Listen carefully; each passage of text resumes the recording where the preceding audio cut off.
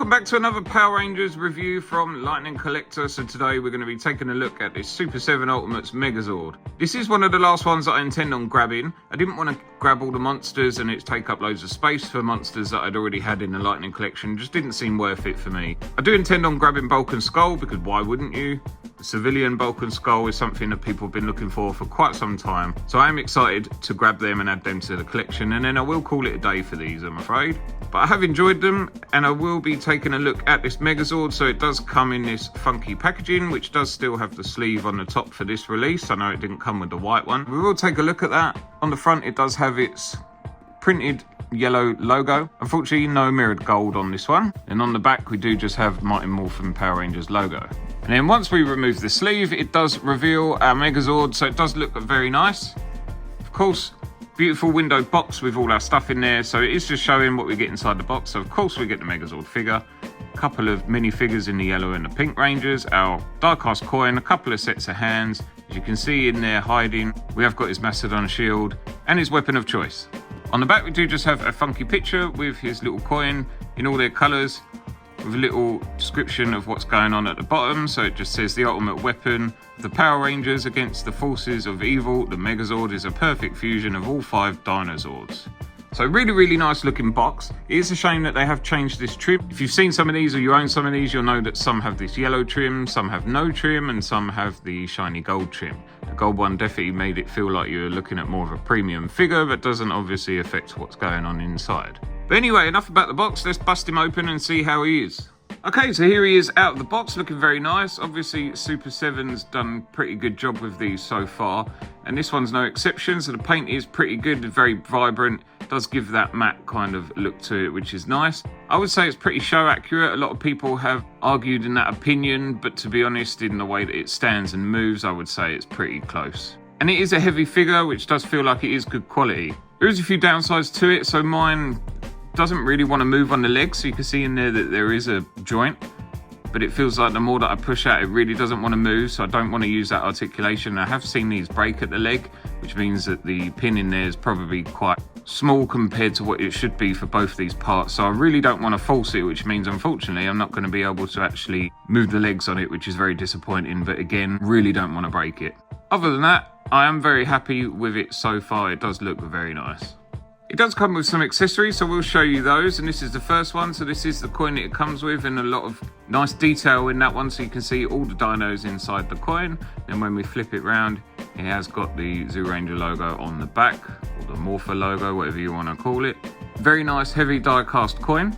These won't fit in anything, unfortunately, because they will fall out, but you could probably place it in something and just let it sit there. But as a display piece, does look really nice.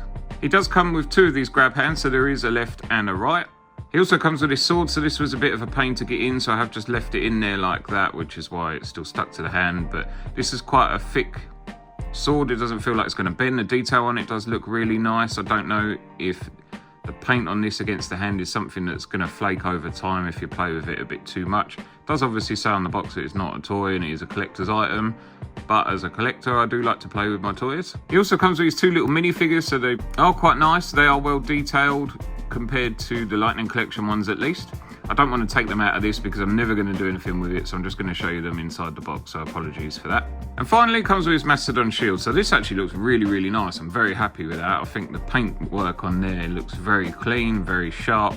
It does look really nice with that matte finish. There is no articulation in the trunk or anything like that, and does just have a handle on the back where you can slide it in like so. And now he's all equipped, we will just look at some articulation quickly. So the head does have a very nice amount of movement on there. It is obviously on the ball and does do some really nice movements, does do a full 360. We have got some really good amount of movement on the upper arms and the shoulders. He has got some articulation in the elbow, which isn't great. It is on a ball, but it does bend around again like so. Obviously the wrists do a full 360 and they do have quite a lot of movement for that. He has a small amount on his upper body and then nothing in the middle. A very small amount at the top of the legs, and they do come out a little bit, so you can pose him quite nicely if you can get that to move. I'm sure if you heated those knees up, they would be fine, but mine are very stiff, so I really don't want to break them. I have seen these break.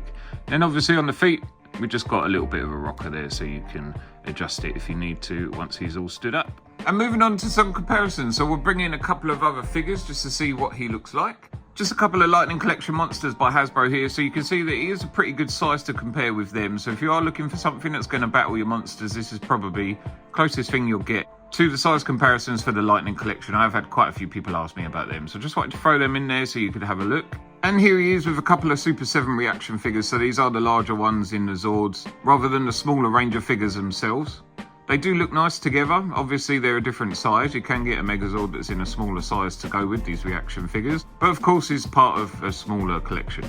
And finally, just some random bits. So these are all Hasbro figures on the other side. So we've got the VHS Megazord, which is obviously quite a bit smaller, a lot less detail. And then we've got the Hasbro's Lightning Collection Zord Ascension Project Dragon Zord, which does stand quite a bit bigger.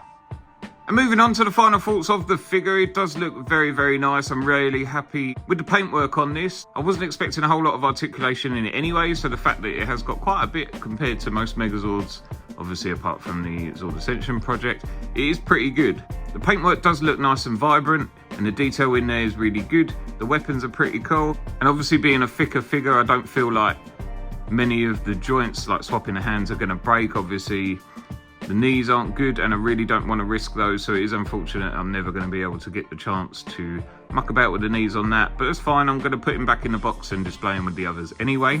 It is a bigger figure, so we do expect to have that reflected in the price point. So this did come out around about £60, I believe, which does seem like quite a lot, but it is a big figure, and they do seem to be getting harder to find now. This was the last one I could find on Comics and Cocktails before it went out of stock on their eBay page. I haven't checked their website, but I haven't been able to find them anywhere else, so I did grab it while it was still available. As their eBay page said, this was the last one, so I thought I'd better pick it up while I had the chance. For my collection, I've only got 2 left to go now, so I will be grabbing Bulk and Skull, and I will be putting them all together, looking very nice in the boxes, as you can see behind him. So of course, if you want to see the reviews for them, stick around, because they will be coming hopefully very, very soon. I've got some more videos coming out, so I will be putting one out next week where I'll be touring the whole collection in this room, which will include all my Super 7 Ultimate figures and the entire Lightning Collection. If you enjoyed this video, please leave a like. Let me know what you thought of the figure in the comments below, and if you want to see more, please subscribe. But that's it from me for today, guys. Thank you very much for watching. I'll catch you next time.